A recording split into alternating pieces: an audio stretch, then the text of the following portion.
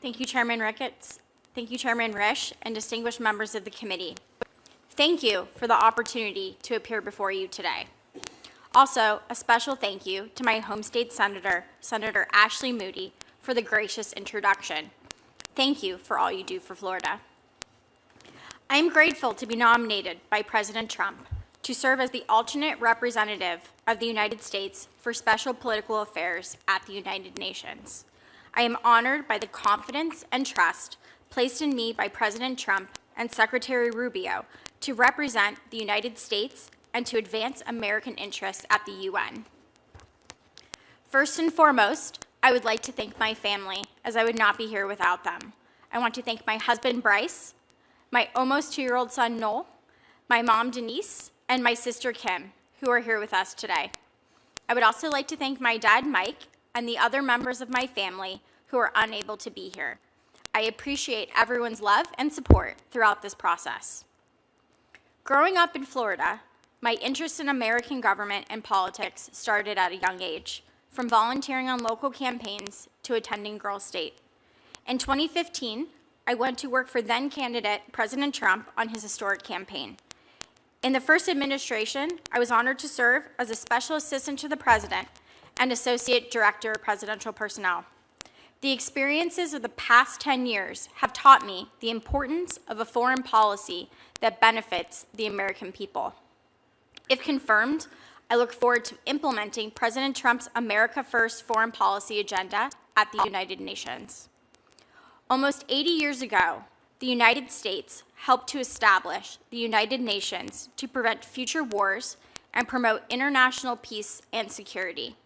The UN Security Council is meant to be the heart of that principle.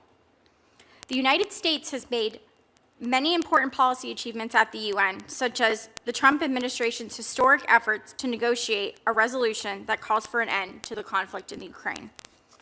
The reality for the United Nations as an institution, however, is that it has not lived up to its mission or its potential. There is rampant anti-Israel bias in the UN system that unfairly targets Israel and undermines its sovereign right to self-defense.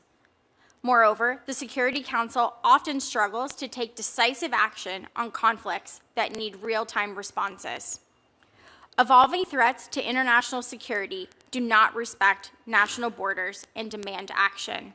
Whether it is terrorism, illicit drugs, cybersecurity, or weapons of mass destruction, these are the challenges that require U.S. leadership to ensure that the UN is resolving and preventing conflicts.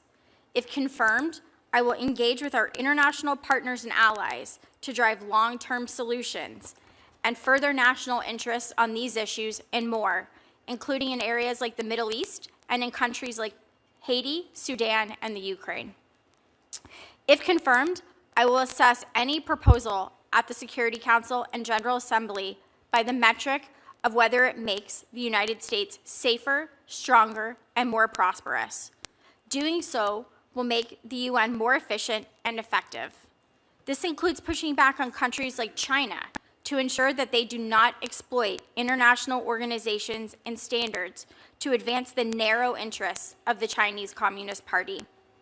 I will also examine UN peacekeeping and special political mandates to ensure that those mandates are best focused on maintaining international peace and security, have transparent budgets, and are operating in the most efficient way possible.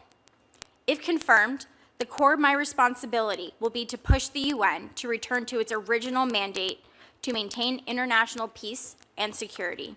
I will advocate for our national interest, engage with international partners and allies to drive outcomes, and ensure accountability for the U.S. taxpayer dollar.